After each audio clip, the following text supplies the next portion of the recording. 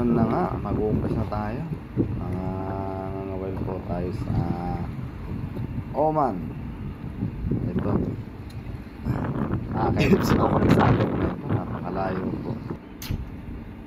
Yan, bababa na kami.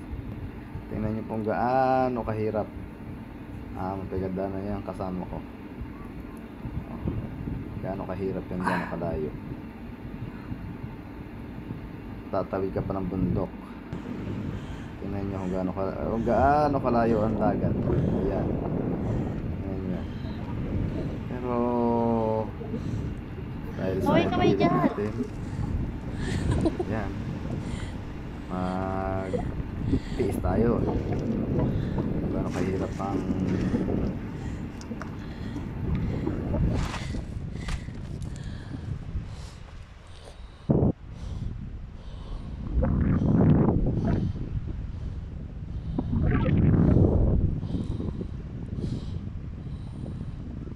ayan, tingnan po ninyo kung gaano kahirap ang aming nilalakbay. Ito, mag-umpisa na tayo ngayon guys ng ating kawil. Nandun na rin ang suka niya para makakuha ng talaba. Uy, ang kapatid ko, ang laki ng tiyan na eh. Pinuturuan ako para mag-ayos ng kanyang kawil. Tingnan natin kung uubra nga yan. Yung turo sa akin itong kapatid ko na ito. Kasi paglambat ng alam ko eh, kumagat tong pangawil, hindi tayo pwede. Unang hagis, ayun, tingnan natin kung nadadali. Medyo kalmadang dagat.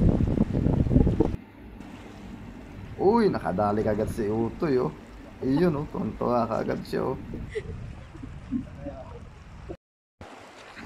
Ayan, umagis ulit ako dyan. Tingnan natin kung meron. Kung wala, sablay. Kung kasama ko kaya ang kapatid ko. Ayun oh, pinapaikot-ikot na. Ngayon wala naman din yata mahuli. Pero kasi paano eh, nakadali din naman kami dyan. Nainip na nga ako. Ayan, nangwa akong talaba.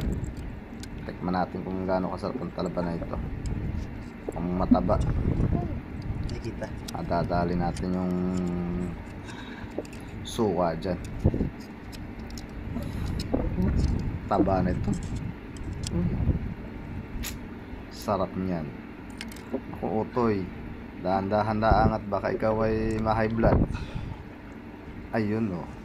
Ayan, dapat may suka. Ang lasa Utoy. O isa pa nga. Uy, ako'y naglalaway ah. Pag naalala ko, aba, humirit pa nga isa si Utoy. Ano, ayos daw, sabi ni Utoy. Pambigas ni Utoy. Ayos siya. Nakadali ito yung mga naming napagadali na utol ko. Yung nakarayra-ilim si Utol. Ako'y nakadalawang piraso lamang at nakatatlong talaba.